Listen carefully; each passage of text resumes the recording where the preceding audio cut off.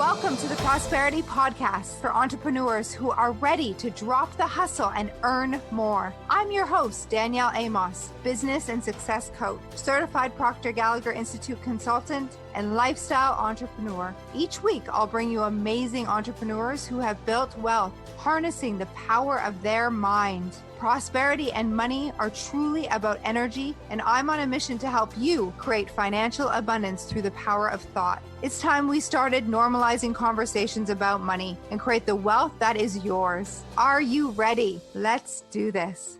Welcome to episode 156 of the Prosperity Practice, the podcast that has you living your most abundant life.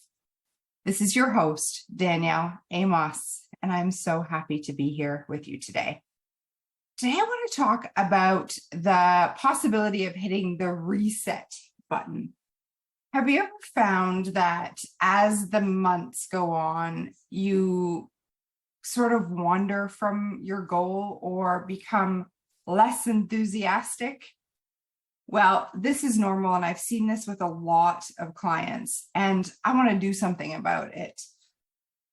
I've created in my own community, in my own life, a workshop or a set of protocols that I take myself through to literally hit the reset button, to recalibrate to my goal and create the same sort of energy and excitement that we had when we created the goal in the first place. So let's say it's January, and you are setting your goals for the new year and you're creating a vision for your life and a plan.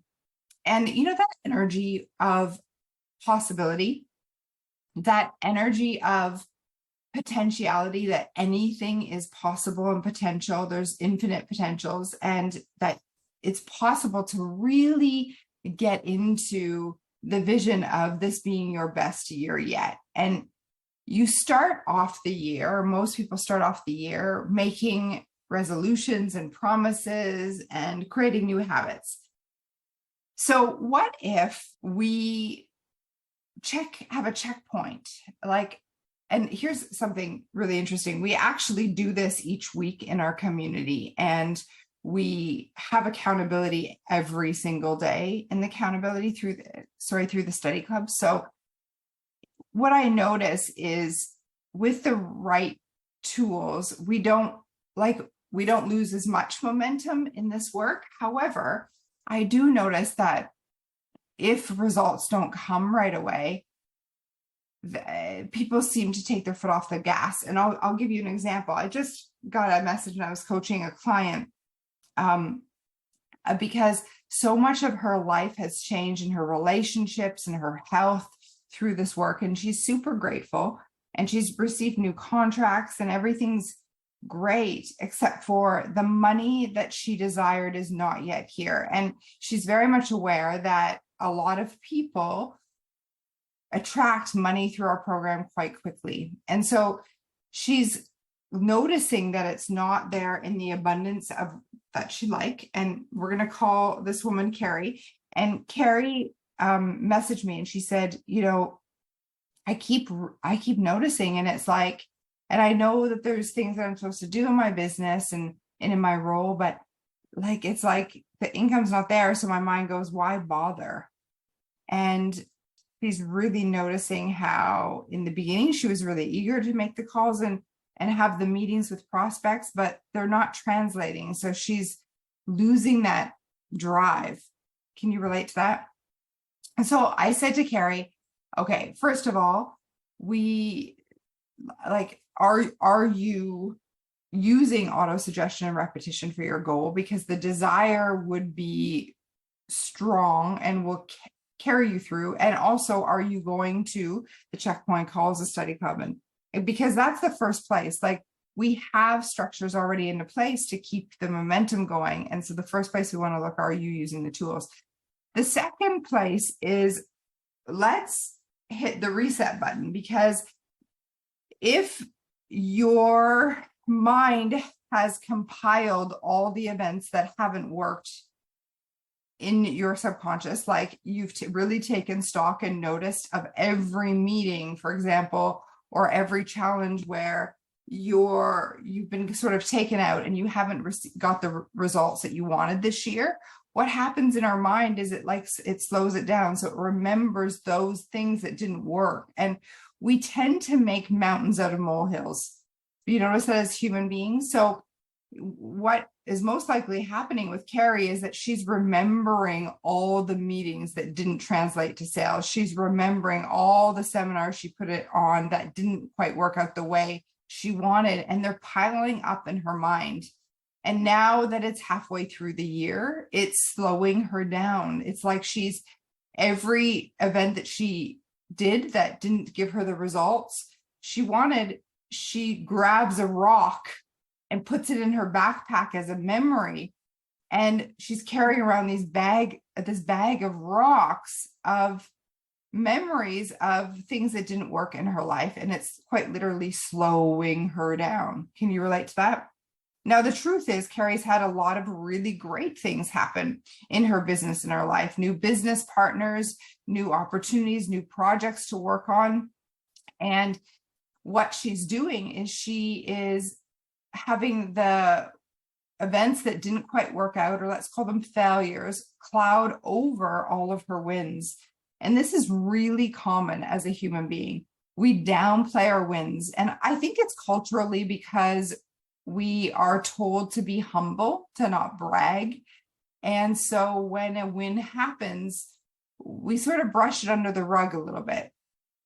Like, oh yeah, okay, no big deal. But yeah, but like, okay, yes, that's great. And, I worked really hard for that, or the thing I did yesterday was a failure. So, and it's like, we're not able to hold both the failures, which are actually our opportunities to learn, which I'll talk about in a moment, and celebrate the wins and make something huge, like exaggerate the wins, really not be humble, instead be honest with the way you're winning in your life. And so then what happens as we do this is that we hit the reset button.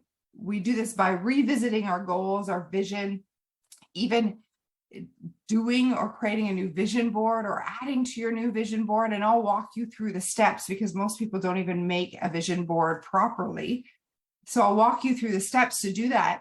And then I want to take a look at what's happened so far this year and to reorganize your obstacles, failures, problems.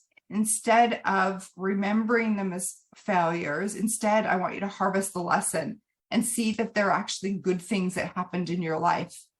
And then you'll put those back in your memory and you'll move forward with strength and learnings. It's a way that you'll put the rocks down and see the beauty in the failures and the obstacles. And instead of carrying around rocks, it's like you're going to pick the flowers and put those in your backpack and make a beautiful bouquet of all the lessons and learnings that have happened to you this year.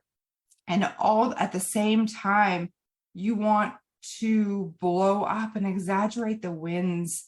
So you're walking with such courage and strength from your lessons, but also with such beauty and celebration and really this beautiful balance between moving in desire and what's coming for the rest of the year, claiming that 2023 is your best year yet, all the while recognizing that no matter where you are now in your results has no indication to where you're going. And at the same time, it's got you here, and there's so much strength in the first part of the year. So let's create momentum for the third and fourth quarter of the year. I don't know about you, but I really notice how the latter half of the year picks up speed. One of the reasons I think it picks up speed is because of most people wanting to keep their commitment to having this year be their best year yet. Now, it doesn't always turn out that way if you aren't consciously focusing on what you do want, on leveraging your wins and harvesting the good. So I invite you to join me for Mid-Year Reflection 2023. Let's hit this reset button together. I'm going to walk you through the practice that I personally take myself on in a call. It's coming up right away in just a few days. And so I want you to go to the show notes and register for it. It's called Mid-Year Reflection 2023. And if you're watching this recording or listening to this recording later, it is recorded and you'll be able to get the replays. So register for it. When you register, you're going to get a vision boarding kit, a virtual vision board kit. And there's incredible bonuses. So our community is taking this on and you're here. You are invited to join us.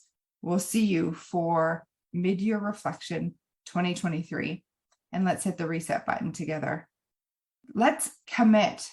2023 can be your best year yet. And each year you get to claim that it's your best year yet, because with the knowledge and understanding of your mental muscles, your life keeps getting better and better and better. It just has to, because your desires become more.